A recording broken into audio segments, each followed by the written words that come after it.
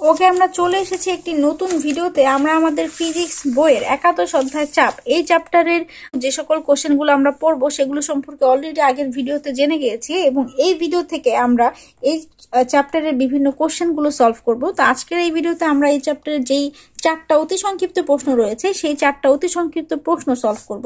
আমি চলে যাচ্ছি এই কোশ্চেনের সলিউশনগুলোতে। প্রথমেই বলেছে চাপ কাকে বলে।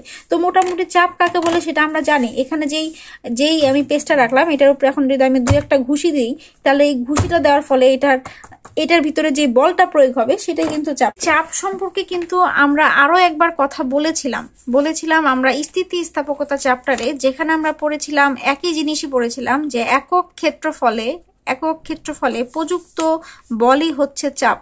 তার মানে এখানে যদি আমি এই জায়গাটা যদি কত ক্ষেত্রফল, এটার 10 মিটার স্কোয়ার ক্ষেত্রফল, এটার উপরে আমি অনেক জোরে একটা কি প্রয়োগ করলাম, বল প্রয়োগ করলাম। কত বল প্রয়োগ করছি, মনে করি 2 নিউটন বল প্রয়োগ করেছি। তাহলে 10 মিটার স্কোয়ারে বল প্রয়োগ করেছি আমি, 10 মিটার স্কোয়ারে বল প্রয়োগ করেছি 2 নিউটন। অর্থাৎ একক ক্ষেত্রফলে কতটুকু বল প্রয়োগ করেছি, 2/10 নিউটন বল প্রয়োগ করেছি, অর্থাৎ 0.2 নিউটন বল প্রয়োগ করেছি। এবং এটাই হলো আমার চাপ। উপরের এককটা নিউটন এবং ভাগ করলাম কি দিয়ে, metre square, newton metre per square, এরকম একটা একক হবে। আচ্ছা, এইভাবে আসলে চাপ নির্ণয় করি, সেটা দিয়ে আমাদের আসলে ম্যাথ করে কাজ নাই। আমাদের কি করতে হবে সেটা হলো এই সংখ্যাটাকে মনে রাখতে হবে। কোনো পৃষ্ঠের একক ক্ষেত্রফলের উপর লম্বভাবে প্রযুক্ত বলের মানকে চাপ বলে। একে প্রেসারের পি দ্বারা প্রকাশ করা হয়, এবং এটা সূত্র যেটা আমি বললাম, চাপ সমান বল বাই ক্ষেত্রফল, অর্থাৎ পি সমান এফ বাই এ। কাহিনী শেষ, পি সমান এফ বাই এ। এবং এই চাপের এককটা আমরা অলরেডি দেখে ফেলেছি। চাপ আমার যেহেতু বল বাই ক্ষেত্রফল, অর্থাৎ উপরের বলের একক নিউটন, নিচে ক্ষেত্রফলের একক হলো মিটার স্কোয়ার, অর্থাৎ নিউটন মিটার পার স্কোয়ার। এটা হলো আমার চাপের একক, তাই তো। এরপরে চলে আসি চাপের মাত্রা চাই আমাদের। চাপের মাত্রা তাহলে কি হবে, এটাও এখানে সম্পূর্ণটা সুন্দরভাবে বলে দিয়েছে। আমি বলবো আমরা এই চাপের মাত্রা কিন্তু পীড়নের সময় আমি দেখাইছিলাম যে চাপের মাত্রা কিভাবে বের করে। তো যারা এই চাপের মাত্রা এই জিনিসটা বুঝতে চান তারা একটু কষ্ট করে পীড়ন চ্যাপ্টারটাতে চলে যান। স্থিতিস্থাপকতা 9 নম্বর চ্যাপ্টারটা,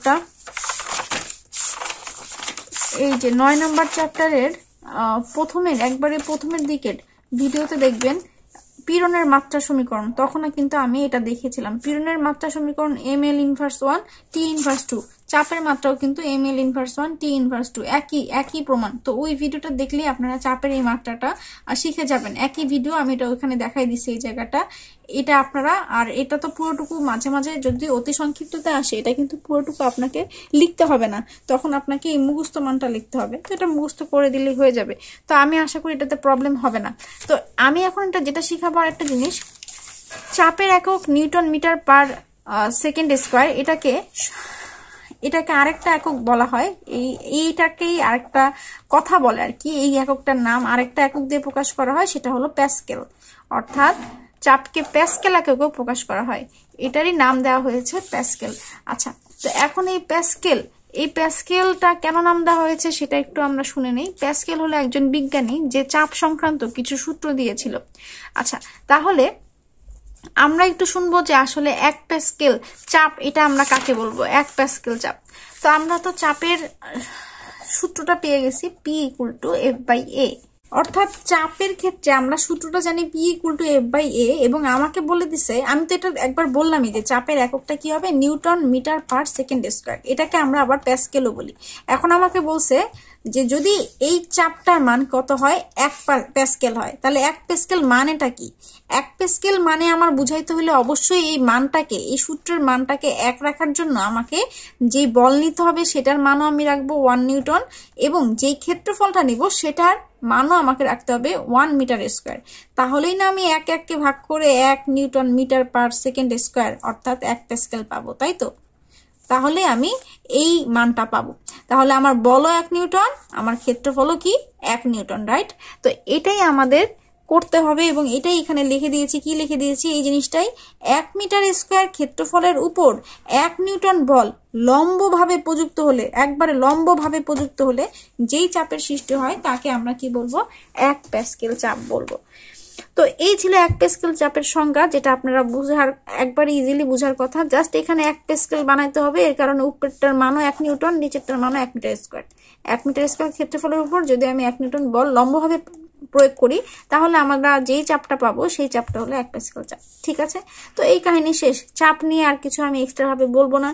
এখন চলে যাবো বিজ্ঞানী প্যাসকেল আমাদেরকে একটা সূত্র দিয়েছিল, সেই সূত্রে। ঠিক আছে, বিজ্ঞানী প্যাসকেল আমাদেরকে কি বলেছে? বিজ্ঞানী প্যাসকেল বলছে, আমি যদি কোনো একটা পাত্রের ভিতরে তরল বা বায়বীয় পদার্থ রেখে পাত্রটাকে লক করে দেই, আবদ্ধ করে দেই, তাহলে কি হয়? ওই তরল বা বায়বীয় পদার্থের কোনো অংশের উপরে বাইরে থেকে চাপ প্রয়োগ করলে, তাহলে আমি এটার ভিতরে কি রাখছি? মনে করেন তরলই রাখছি কিংবা কোনো বায়বীয় পদার্থ রাখছি। আমি এখানে পানির কণা দিয়ে বোঝাচ্ছি, ভিতরে আমি কি রেখেছি? তরল রেখেছি। তো এখন আমি যদি এখানে গেট বানাই, কি বানাইছি? একটা গেট বানাইছি, এদিক দিয়ে একটা গেট আছে। এই গেট দিয়ে আমি কি করতেছি? কোনো কিছুর মাধ্যমে চাপ প্রয়োগ করতে পারি। হ্যাঁ, কোনো কিছুর মাধ্যমে চাপ প্রয়োগ করতেছি, তাহলে সেই চাপটা প্রয়োগ করলে সেই চাপ একটুও কমবে না, কিছুমাত্র না কমে তরল বা বায়বীয় পদার্থের সব দিকে সমানভাবে সঞ্চালিত হবে। এই চাপটা পুরো এই জায়গা থেকে, সেন্টার থেকে পুরো সমানভাবে চারদিকে যাবে। পুরো সেন্টার থেকে এটা চারদিকে, চতুর্দিকে এটা সমানভাবে যাবে এবং পাত্রের দেয়ালে লম্বভাবে, প্রত্যেকটা জায়গায় লম্বভাবে এই চাপটা সঞ্চালিত হবে। এভাবে চাপটা সঞ্চালিত হবে, একবারে চারদিকে ছড়িয়ে যাবে। তো এটাই বলছে, পাত্রে আবদ্ধ তরল বা বায়বীয় পদার্থের কোনো অংশের উপর বাইরে থেকে চাপ প্রয়োগ করলে সেই চাপ একটু তো কমবেই না, না কমে তরল বা বায়বীয় পদার্থের সব দিকে সমানভাবে সঞ্চালিত হবে এবং এই চাপ পাত্রের গায়ে ঠিক লম্বভাবে, খাড়াভাবে কি করবে? যে সব পাশে 90 ডিগ্রি কোণে ক্রিয়া করবে। তো এই ছিল আমাদের প্যাসকেলের সূত্র, এবং এই প্যাসকেলের সূত্রটা আরো কিছু উপায়ে ব্যাখ্যা করা যায়। মনে করেন আপনি কি করছেন?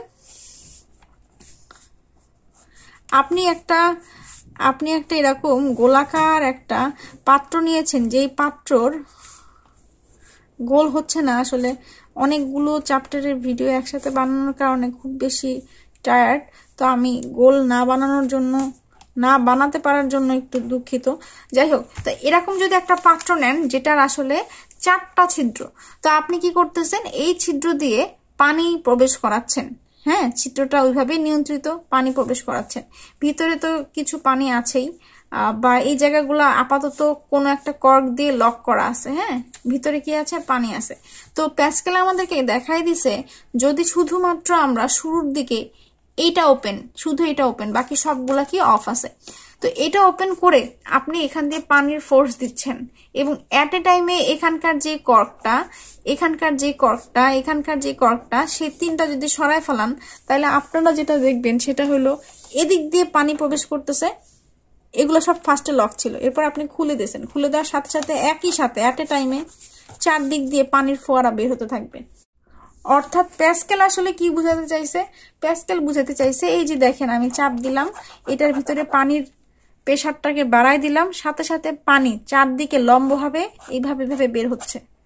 অর্থাৎ এই যে তার প্রবেশকৃত চাপ, তা চারদিকেই সঞ্চারিত হচ্ছে, চারদিকেই ছড়িয়ে যাচ্ছে এবং পাত্রের গায়ে 90 ডিগ্রি কোণে ক্রিয়া করতেছে। তো প্যাসকেল এরকম একটা উদাহরণ দিয়ে আমাদেরকে বুঝাইছিল। আপাতত এত কিছু আমাদের বুঝতে হবে না, মোটামুটি এটা লিখতে পারলেই এনাফ। তো এই ছিল আজকের অতি সংক্ষিপ্ত 4টা প্রশ্নের আলাপ আলোচনা। নেক্সট ভিডিওতে আমরা এই চ্যাপ্টার শেষ করে ফেলবো। প্রথমে রচনামূলক প্রশ্ন পড়বো, রচনামূলক প্রশ্নটা সলভ হয়ে গেলে চাপের বৈশিষ্ট্য, আমাদের এই যে সমীকরণটা, এটা দেখি আমরা চাপের বৈশিষ্ট্য বলতে পারবো।